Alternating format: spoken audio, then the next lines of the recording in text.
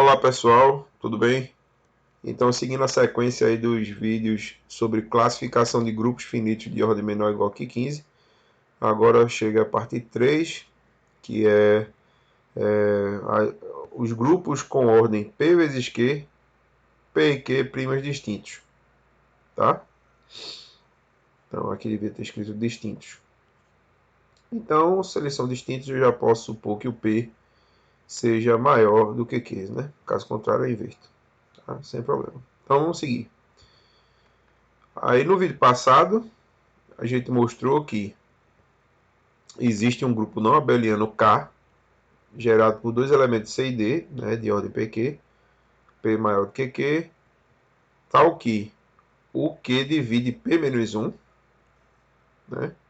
A ordem de C é P, a ordem de D é Q, e tem essa relação entre os geradores C e D, né? DC, SCS, D, tá?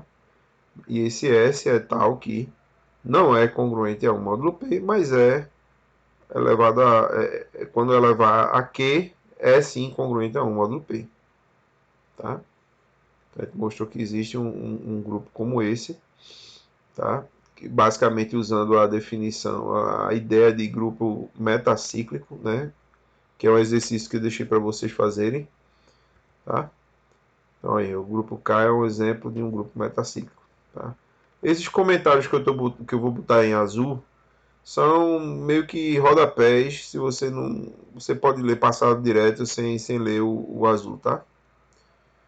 Ok, então vamos lá. Teorema.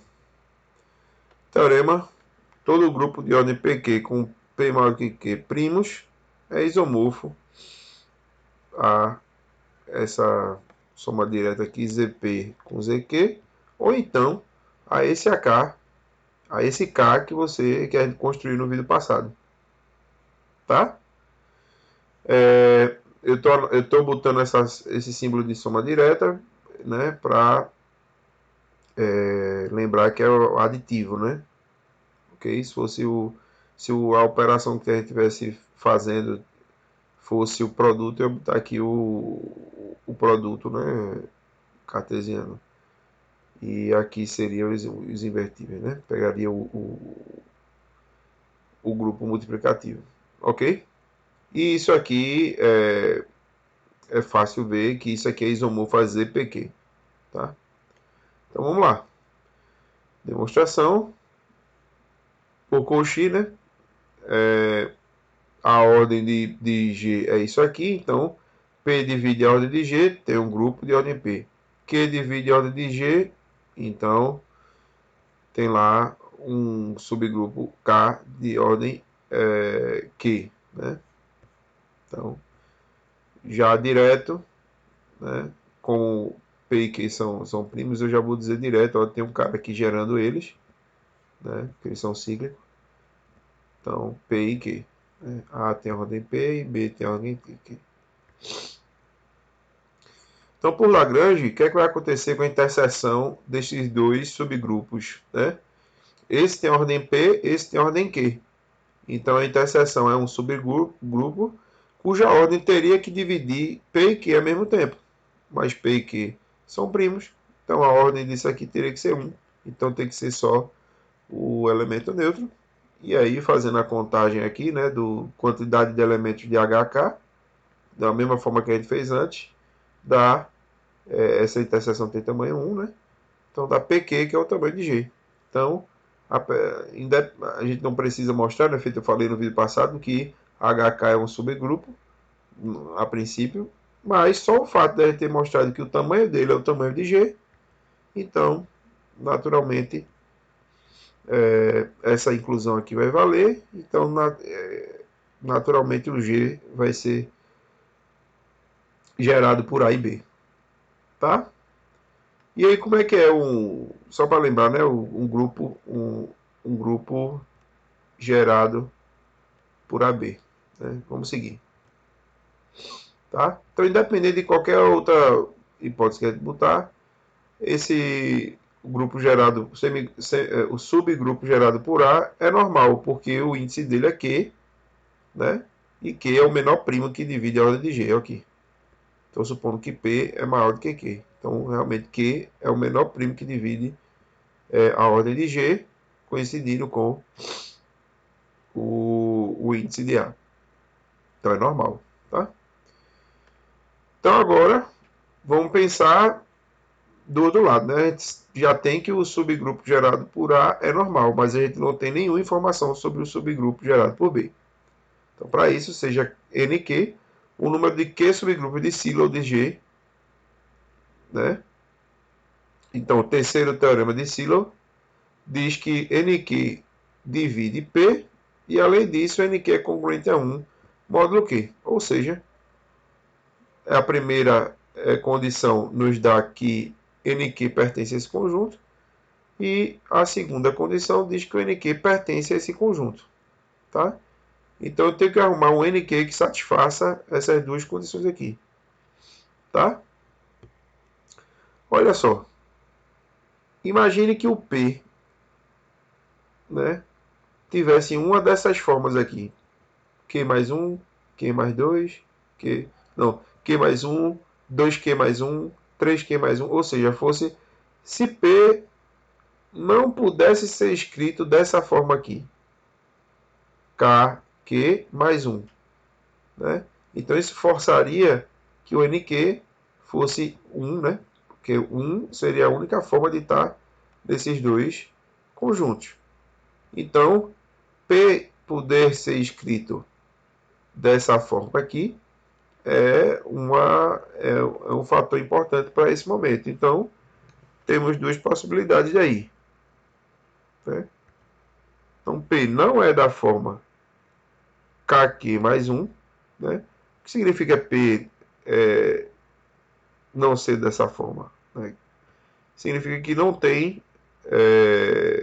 quer dizer, se P é dessa forma, é porque P é congruente a 1 módulo Q, né? Ou seja, P menos 1 é congruente a 0 módulo Q. É a mesma coisa de dizer que o Q dividiria P menos 1. Mas eu estou dizendo que ele não é dessa forma. Então, o Q não divide P menos 1. Ou então, o contrário disso é Q divide P menos 1. Tá? Então, vamos atacar essas duas possibilidades. Caso 1, suponha que o Q realmente não divide P menos 1. Então, o que é que vai acontecer? Aquilo que eu disse, o P não é de nenhuma dessas formas aqui. Então, a única solução para NQ é 1. Então, NQ é 1. Só existe um Q subgrupo de Sylow. Né? Então, eu já mostrei um, que é o subgrupo gerado por B. Então, aquele cara é normal. Tá? Então, igualzinho ao que a gente fez antes, a interseção desses dois subgrupos é só elemento neutro.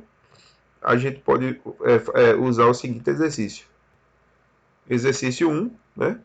Se você pega dois subgrupos normais, cuja interseção só é o elemento neutro, então, quando você pegar qualquer elemento de H e qualquer elemento de K, eles vão comutar. Né? Todo elemento de H comuta com todo elemento de K.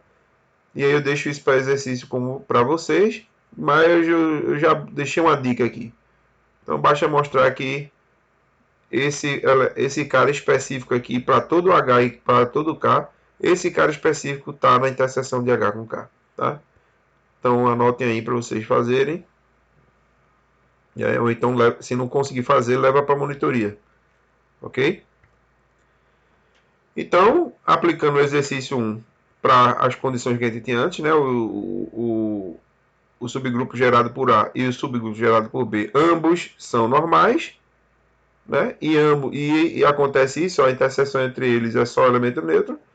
Então, todo elemento de H comuta com todo elemento de K. Em particular, A comuta com B. Mas veja, se A comuta com B e o G é gerado por A e B, então o G tem que ser abeliano. Né? Por quê? O que significa o G ser gerado por esses dois elementos AB? É porque todo elemento de G é dessa forma aqui. uma potência de A vezes uma potência de B, vezes uma potência de A, vezes uma potência de B, e assim sucessivamente. Né? Isso aqui é a cara dos elementos de G. Isso aqui que significa ser gerado por A e B. Tá? Mas como G é abeliano, a gente pode sair empurrando todos os A's para a esquerda e empurrando todos os B para a direita. Né? E aí, usando a relação de ordem de A, né? A ordem de A é P, então o máximo que você vai ter aqui como expoente de A vai ser P menos 1. Né? Então vai ser entre 0 e P menos 1 o expoente de A, e o expoente de B vai ser entre 0 e Q menos 1. Beleza? Então G é um grupo abeliano gerado por esses dois caras, que todo elemento é dessa forma. Então de cara, já dá para montar um isomorfismo primeiro, nesse caso 1. Né? E aí eu deixo como exercício. Seja G gerado por A e B como descrito no caso 1. Né?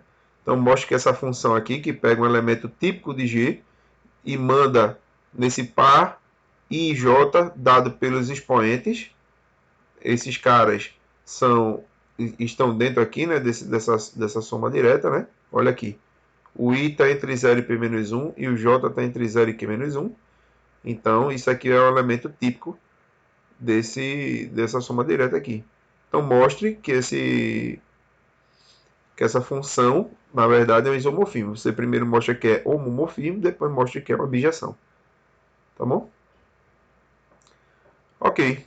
Então, outra forma de visualizar, né, dependendo do que você queira fazer, é você ver que você está mandando o gerador A no gerador 1, 0, e você está mandando o gerador B no gerador 0, 1. Sacou? Enfim, façam aí o exercício. Ok? Então, daí já o primeiro caso, né? Caso 1, se tivermos nesse caso, certamente o G é isomorfo a ZP somado com ZQ. Tá bom? Agora vamos para o caso 2. Caso 2 é supor que o Q divide de fato P menos 1. Tá? Bom, isso não exclui, vale ressaltar que isso não diz imediatamente que o NQ tem que ser o P, tá bom? Mas poderia ser 1 ainda, tá? A gente só teria mais uma possibilidade. Mas, se a gente tivesse o NQ igual a 1, a gente poderia proceder da mesma forma, porque se o NQ é 1, a gente ia concluir a mesma coisa. Ó, NQ igual a 1, então o subgrupo gerado por B é normal, e concluir a mesma coisa de que G seria isomorfo a ZP somado com ZQ. Então, né? Então a gente pode supor que o NQ não é 1. Então, se o NQ não é 1, o NQ é maior do que 1. Tá? Vamos lá. Então, como A é um subgrupo normal, então, se eu tomar qualquer conjugado de A, tem que estar dentro do subgrupo gerado por A. Então, esse cara específico tem que estar lá dentro, ou seja, tem que ter um R tal que aquele cara seja uma potência de A, né, com expoente R. Né? Ok. Claro, o R não pode ser congruente a zero módulo P, porque se isso aqui acontecesse, o que a gente ia ter? No lugar de AR, se o R fosse zero módulo P, no lugar de AR eu teria o elemento neutro. E aí, multiplicando aqui por B, você ia concluir que o A seria o E. Né? Imediatamente. Muito rápido isso. Ok? Então, ó, nessa demonstração, eu botei aqui um lembrete, que a gente vai usar isso aqui direto. Né? Direto. Se duas potências de A coincidem, então os expoentes têm essa relação aqui, ó. AM igual a AN, se somente se M é congruente a N, módulo a ordem de A. Tá bom? E a gente vai usar isso o tempo inteiro. Veja que a gente acabou de usar. Né? Se o R fosse congruente a 0 módulo P, P é a ordem de A. Então, A elevado a R seria A elevado a zero, que seria o E. Aí aqui seria o E. Ok? Vamos seguir. Eu vou querer mostrar que o R também não é congruente a 1 módulo P. Então, vamos supor, por absurdo, que seja. Tá? Então, por esse lembrete, A elevado a R seria A. Então, B a menos 1 seria A. Só que, multiplicando a direita por B, concluiríamos que A comuta com B. E aí a gente volta exatamente para aquele ponto. Olha, A como está com B, a gente escreveria G dessa forma aqui, e aí o G seria abeliano. Né? Então, se o G fosse abeliano, o que é que acontece no grupo abeliano? Todo subgrupo é normal, trivialmente, mas, nesse caso, um subgrupo de Sylow seria normal. Mas um grupo normal, um P subgrupo normal, né? Ele está contido em todo o subconjunto de Sylow. Né? Beleza? Então, portanto, esse cara aqui seria um Q subgrupo normal. Né? E ele estaria contido em todo Q grupo de Sylow. Então, seria um único. Tá? Então, se esse cara está dentro de todo Q subgrupo de Sylow, então ele seria um único. Se ele seria um único é porque o NQ teria que ser 1. Tá? Mas isso contraria o NQ ser maior do que 1. Então é falso que o R seja congruente a 1 módulo P. Então R tem que ser diferente. Né? Não pode ser congruente a 1 módulo P. Beleza? Ok. Aos poucos a gente está construindo aqui. Vamos lá. Então vai ter uma prova agora por indução. Né? Para todo J maior do que 0. B elevado a JA. B elevado a menos J. Tem que dar A elevado a R elevado a J. Tá? Porque eu botei J maior do que 0, porque J igual a 0 é trivial. Tá? E o caso base também, porque por hipótese, essa aqui foi a construção do R, né? R foi tal que BA menos 1 seja A elevado a R. Então, seguindo por indução, suponho que isso aqui é verdade para algum J maior do que 1.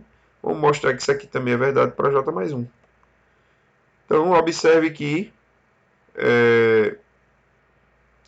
a gente pode escrever ARJ mais 1 dessa forma aqui, como um produto de R parcelas, R fatores, A elevado a R elevado a J, e aí por essa relação que a gente colocou aqui, né, pela hipótese de indução, cada pedaço desse é BJA, B menos J. Aí aqui vai ficar aparecendo aquelas soma telescópica, né, que o próximo tem um fator que cancela com o diante.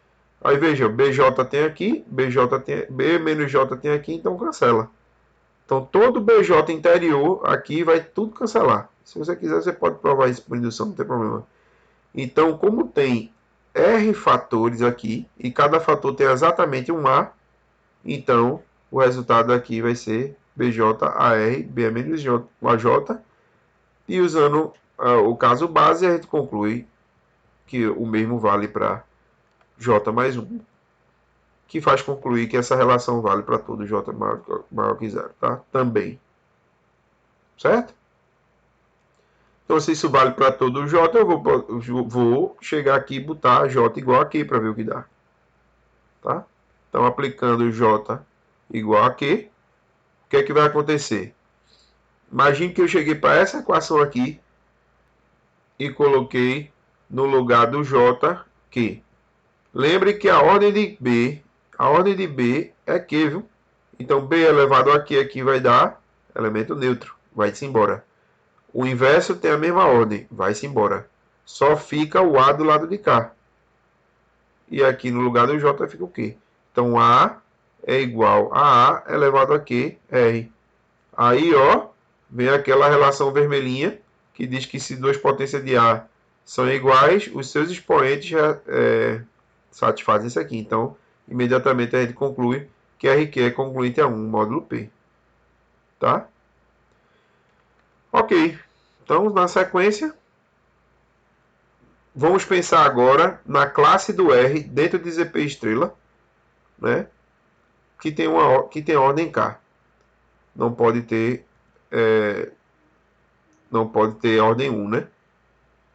Porque se fosse ordem 1 seria congruente a 1 módulo P. Mas a gente acabou de mostrar que antes aqui, ó, que o R não é congruente a 1 módulo P. Então, de cara, a ordem da classe de R dentro de ZP estrela não é 1, é maior do que 1. Tá? Então, além disso, o que é que vai acontecer? Como a gente acabou de mostrar no slide anterior, que R elevado aqui é congruente a 1 módulo P, né? Então, a propriedade de ordem diz que a ordem de Q, a ordem de R divide o Q. Né? Então, o Q divide, o K divide o Q. Tá bom? Mas o Q é primo. Né? Então, K é maior do que 1 e divide Q. Então, naturalmente, o K tem que ser o Q. Né? Então, a ordem de R realmente desculpa, a ordem de R aqui, né, em ZP estrela, né, é Q. Né? Em outras palavras, Q é o primeiro natural positivo, que R elevado a Q é 1 módulo P. Então, o que significa? Se eu pegar todas as potências anteriores, todo mundo é diferente. Tá? Então, isso aí é uma coisa equivalente. 1, R, R2, até R elevado a Q menos 1, todos esses elementos são distintos. Beleza? Então, além do mais, se eu pegar qualquer um desses elementos, vamos dizer que ele tem a forma R elevado a I, né? Pegar ele e elevar a Q, eu faço uma troca aqui, né, de expoentes, concluindo que qualquer que seja o elemento que eu pegue dessa lista aqui, vai ser solução, vai ser uma solução dessa congruência. Né? Então, todos esses elementos são raízes dessa relação de congruência. Beleza? Então, eu tenho aqui R elevado a 0 até R elevado a Q menos 1. Então, eu tenho pelo menos Q raízes dessa congruência. Tá? Mas aí, ó, a gente vai precisar usar um resultado super importante que vem da teoria de números. E a gente não vai demonstrar porque depende de muita coisa. E aí a gente mudaria o foco, né, agora que o foco é classificar classificar os grupos, né? Então, que resultado é esse?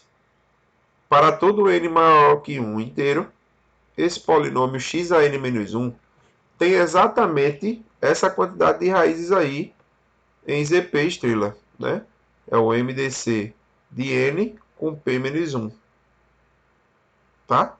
Então, consequentemente, essa congruência aqui, xan congruente a 1 módulo p, admite no máximo n soluções, né? Porque esse MDC é no máximo n. Né?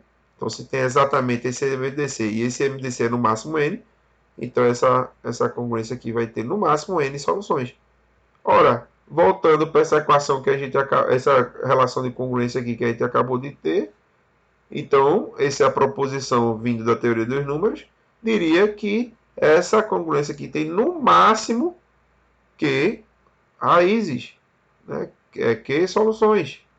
Mas a gente acabou de exibir Q soluções. Então, né, já tínhamos provado que todo elemento, né, desse conjunto aqui é solução. Né? E aqui tem Q elementos. E essa proposição diz que tem no máximo Q. Então, certamente é porque esse por isso que eu botei aqui, esse é bem enfático. Esse aqui é o conjunto das soluções dessa relação de congruência. Tá? Beleza? Agora, túnel do tempo. Lembra do K que a gente construiu lá no outro vídeo e eu mencionei no início do vídeo? Bom, se não lembrou, eu vou repetir para facilitar. K é um grupo gerado por dois elementos C e D. A ordem de K é P vezes Q. O K é maior do que o Q, né? P e Q são primos. O Q divide P menos 1, né? A ordem de C é P, a ordem de D é Q, né? Tá tudo parecido. Tá tudo parecido com esse caso 2, ó. Né? Olha o caso 2. Suponha que Q divide P menos 1. E a gente já está partindo daqui, ó.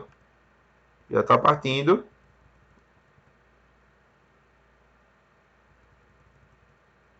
Ó, de cara, já do início da demonstração, o G é gerado por A e B. Né? E o G tem ordem PQ. Tá? Então está muito parecido com esse Q. Com esse grupo que a gente construiu antes K. Tá? Mas esse K tem essa relação aqui, ó. DC é igual a CSD. Certo? E esse S é o inteiro que satisfaz isso aqui. S não é congruente a 1 módulo P, mas elevado a Q vai ser. Né? Está muito parecido, né, com esse grupo que a gente está tratando nesse caso 2. Né? Falta só de todas essas informações, só falta essas duas últimas. Né? Essas duas coisas aqui. Ainda não chegamos lá, mas vamos lá. Olha só, olha esse S aqui, galera. Esse S é uma solução dessa equação, dessa congruência aqui, né? Mas a gente acabou de mostrar que esse aqui é o conjunto de todas as soluções, tá? Então o S, né, tem que estar aqui dentro. Né? Mas para o S estar aqui dentro, significa que existe uma potência de R que dá o S. Né? Então existe um T entre 1 e Q menos 1, tal que S seja congruente a R elevado a T módulo P. Né? Aí você pergunta, por que você tirou o zero aqui? Porque o S não é congruente a 1 módulo P. Então não poderia ser R elevado a zero, não poderia ser 1 aqui. Tá certo? O S não pode ser congruente a 1 módulo P. Então, necessariamente, o S como elemento desse conjunto, ele tem que ser congruente a R elevado a T para um T maior do que zero.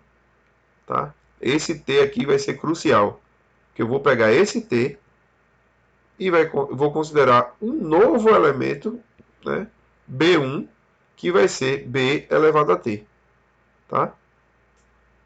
Aí, pega esse B1, eleva a Q e opera aqui, faz um jogo de expoente para provar que é E. Ora, então, se B1 elevado a Q é o elemento neutro, então a ordem de B1 divide Q, né? Mas esse Q é primo. Então a ordem de B1, a ordem de B1 é Q. Beleza? Certamente o B elevado a T não pode, o B elevado a T não pode ser o elemento neutro, porque a ordem de B é Q e o T é no máximo Q menos 1. Então B elevado a T não pode ser o elemento neutro, tá bom? Então por isso que a ordem de B1 é Q. Então, veja só, a gente acabou de encontrar um outro elemento de ordem Q. Então eu podia ter começado lá no início. Vamos voltar para o início. Voltou. E ao invés de ter feito subgrupo gerado por A e subgrupo gerado por B, eu poderia fazer subgrupo gerado por A e subgrupo gerado por B1, com A sendo ordem P e B1 tendo ordem Q. E eu concluiria a mesma coisa, eu faria a mesma coisa, daria que o G é gerado por A, B1. Tá? É isso que a gente vai fazer lá na frente. Então, análogo ao feito ao início da demonstração, a gente consegue provar que o G ele é gerado por A e B1. Tá bom? Então, a gente já tem que G é gerado por A e B1. A ordem de P, a ordem de G não muda, né? P e Q. A ordem de A é P e a ordem de B1 é Q. Também temos que Q divide P menos 1. Só falta mostrar aquela relação massa que os elementos aqui, ó, de K satisfazem, né? Porque eu estou querendo mostrar que é isomorfo a K. Então eu tenho que dizer que os geradores desse grupo satisfazem as mesmas coisas, né? Então vou mostrar essa relação aqui. Beleza. Aí vem aquela nuance. Olha o que a gente pegou. O S é congruente a R. Olha aqui. O S é congruente a RT módulo P. Então, né? Isso aqui é verdade se somente se A elevado a esses caras são iguais. Então, quando a gente substitui aqui B1A, B1 é menos 1, substitui B1 por T, fica assim, BT a B a menos T, mas a gente provou que isso aqui, para todo J, seria A elevado a R elevado a J, só que aqui tem o J igual a T, então vai ser A elevado a R elevado a T. Mas, olha, esses dois caras são iguais, porque R elevado a T é congruente a S módulo P, que é a ordem de A. Então, provamos o que a gente queria. Esse produto dá A elevado a S, e aí, multiplicando pela direita por B1, temos essa relação entre A e B1. Tá? Eu gosto de ver isso aqui da seguinte forma. Imagine que o A está na direita de B1 e ele vai dar um pulo por cima de B1. Quando A dá um pulo por cima de B1, ele fica elevado a S. Imagine isso. Tá? Então, ó, como G é o grupo gerado por A e B1, então todo elemento de G é aquelas potências doidonas. Uma potência de A vezes uma potência de B, vezes uma potência de A, vezes uma potência de B, vezes uma potência de A, vezes... Mas com posse dessa relação aqui, ó, com posse dessa relação aqui, a gente vê que o A pode pular por cima de B1, né, pode passar para a esquerda de B1, e o preço a se pagar é A ficar elevado a S. Tá? Mas aí não tem problema. Você sacode todo o A para a esquerda e todo o B1 para a direita.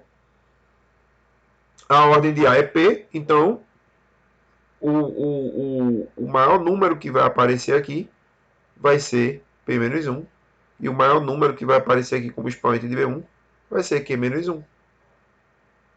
Tá? Então tá tudo pronto aí para o terceiro exercício, finalmente, que vou deixar para vocês. Né? Então seja G gerado por A e B1, um grupo tal como descrito ao longo do caso 2, e K, o grupo, aquele metacíclico específico que a gente criou, né? Mostrou que existe. Né? Então mostra que essa função aqui, que pega AI e BJ e leva em CI em DJ, né, é um isomorfismo. Então basicamente é aquela velha coisa. Essa é uma função, né, que leva esse gerador A nesse gerador C. Esse gerador, desculpa, aqui está errado, né? Aqui é um B1, olha, B1. Então aqui é B1, viu galera? Então leva B1 em D. Tá certo? É um isomorfismo. Você vai ver que as relações que A e B satisfazem desse lado são exatamente as relações que C e D satisfazem desse lado. E aí vai ser tranquilo fazer esse exercício. Tá? Então, de acordo com o exercício, né, fica demonstrado o teorema, ou seja, se P tem ordem PQ com P maior que Q', Então o G é isomorfo a essa soma direta, ou então o G é isomorfo a K. Beleza?